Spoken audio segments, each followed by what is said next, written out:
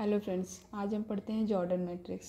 Jordan matrix में सबसे पहला डिफिनेशन आता है एलिमेंट्री जॉर्डन मैट्रिक्स का। एलिमेंट्री जॉर्डन मैट्रिक्स क्या होता है? An elementary Jordan matrix associated with lambda in F is a square matrix whose all diagonal entries are lambda. Just above diagonal entries are 1 and raised entries are 0. That is, it is the form. ये form होता है, यानी हम इसको ऐसे भी बोल सकते हैं कि जिसका ए आई आई लेमडा हो और ए आई आई प्लस वन हो। जैसे कि यहाँ पर इसके सारे डायगोनल लेमडा हैं और उसके जस्ट अपर पार्ट में 1 है और सारे पार्ट 0 होते हैं। हैंस 1x1, अगर हम 1x1 एलिमेंट्री मैट्रिक्स देखेंगे is associated with lambda is lambda and 2x elementary matrix associated with lambda. तो यहाँ पर इसके 2x2 का है तो इसके डायगोनल पार्ट में लेमडा होंगे, जस्ट अपर पार्ट में 1 होगा और यहाँ नीचे 0 हो गए।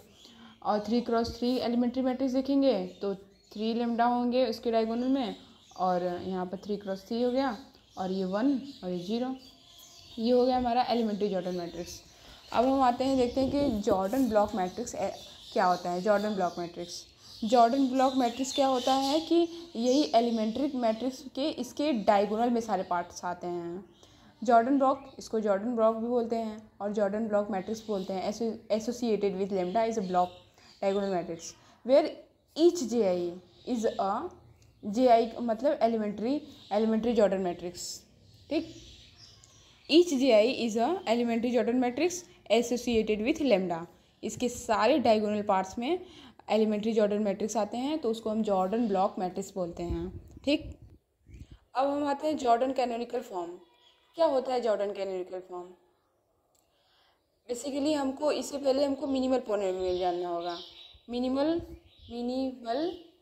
पोलिनोमियल क्या होता है?